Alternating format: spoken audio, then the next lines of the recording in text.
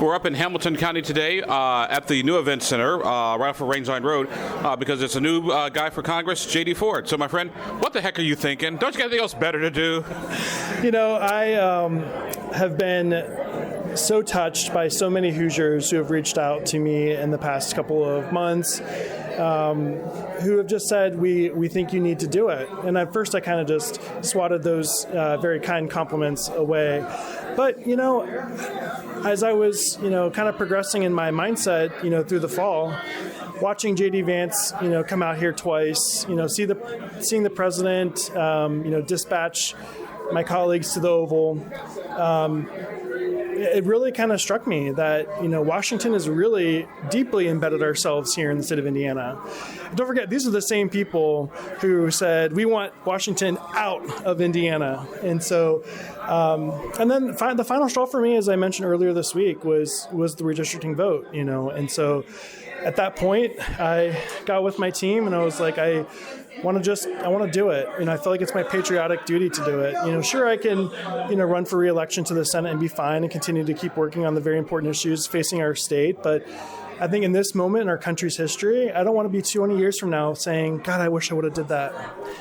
When you look at just the way the current maps are, not the maps that Republicans have proposed and lost, the current map system, obviously the 5th District has always been considered more Republican. Has it changed over time? Is it more purple, more burgundy, more maybe dark blue? Yeah. I think it's becoming more purple. And I think that one of the things I love about my Senate district is that a lot of young families are moving into Hamilton County. We've got some of the best schools in the state. We've got really great amenities. And the 5th District itself, you've got, good towns, union towns at that, Anderson and Kokomo. And so I have to believe that those people living in those towns are feeling a little disenchanted after watching the President of the United States, and what he's doing in the tariffs and, flipping off, people on the factory floor. He has no respect for everyday working people. And so I really think that if I can get to these towns and just have a conversation and just talk with them, that I think that they're going to see me, see my heart, and see that I'm going to truly work for the people. That's what I've done in the Senate. Obviously, and may I say sure, go ahead. One more thing, is that these are the exact type of voters that I want to talk to. These are the exact same voters that continue to send me back to the legislature. Everyone thought in 2018 when I won that was just a fluke, and then I surprised everybody in 2022 when I won re-election, and that was midterm Biden. Don't forget. And so I really do believe that these are the type of voters that I can go out and talk to, and I think they're going to see what I'm trying to do, and I have to believe that they are dissatisfied with the current representation that they're getting in Congress. Obviously, we'll get to, as the campaign goes on, we'll get to policy and specifics. Sure. But what is sort of those 2-3 things that you believe in that you think will resonate with voters in the 5th District? Yeah, I think it's the same stuff that I'm currently working on in the General Assembly. I think, first and foremost, we got to talk about affordability. This president continues to say that affordability is a hoax. But, he's not on the ground working with everyday Hoosiers like I am. People are really struggling to pay their rent. They're really struggling to pay groceries. Utilities, as you know, is skyrocketing in our state. And I am so sad when Hoosiers have to let one bill go so that way they can go get groceries, or let one bill go to pay another bill. People shouldn't have to live like that. So I think affordability, we're going to keep putting that front stage on in our campaign. And then also we got to start talking about what I call the care of Hoosiers, right? This is healthcare. This is mental health care. This is child care. All of these quote-unquote cares have such an impact on people. I hear from people all the time, JD, I would love to go back to work, but I can't pay for the $2,000 child care.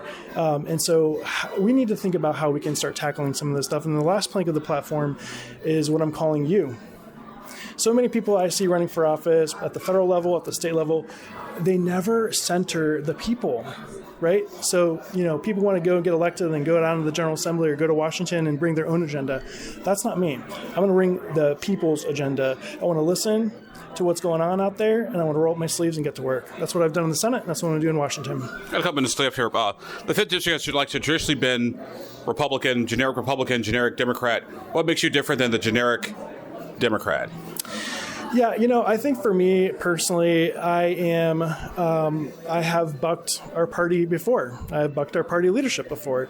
And I'm try to call balls and strikes as I see it. And I think that's what people resonate to me for, because, I think people get kind of turned off if it's just one way or the other, one party or the other, right?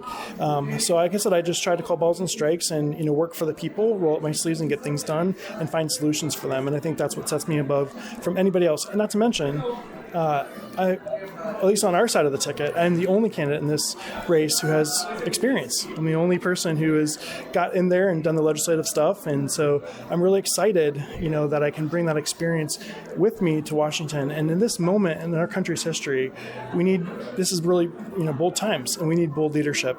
And that's why, as you know, I'm leaving my Senate seat. And I want people to know that how serious I am about this, that I would leave it to do this. Because, for me, we're taking a strong look at the ability to win. We know we can win. We know it's going to take a lot of hard work, but I'm no stranger to that. Speaking of leaving your Senate seat, have you done any endorsements yet? Since some work, whether that you have done endorsements, you haven't done endorsements, what's going on there? Yeah. Ultimately, I feel like the primary voters are going to be the ultimate endorsement. And so I just fundamentally and philosophically believe that I am not a person to quote unquote tap or knight or crown the next person. I think or coronate. For me, I think it's more about those folks. They're all very talented people who bring their own credentials and their own qualifications, their own lived experience. Each of them are going to make the case to the primary voters, and then the primary voters are going to decide, and I'm going to let them be the final and ultimate say. So no endorsements? No. Final question for you. Like I said, having come to Indiana 20 years ago and some change, it's amazing how things have changed in the state demographically over time. Have you ever thought you'd live to see the day within the 5th Congressional District, potentially the two top fronting candidates are an immigrant and a member of the LGBT community?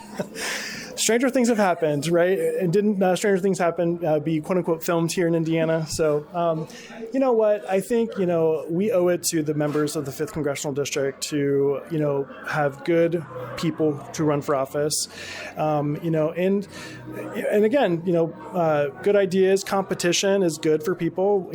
Whatever happens, it's going to, rise to the top. And, I'm pretty confident that I'm going to continue to make the case to the voters as to why they should elect me and send me to Washington. Again, we're going to talk about transparency. We're going to talk about, affordability. We're going to talk about, what I'm calling the healthcare, mental health care, child care. And we're going to center people in this campaign. And I think people are going to see that and send me to Washington. All right. JD, former friend, always good to chat with you. We'll be talking again relatively soon. Good to see you, Abdul. Thank you so much.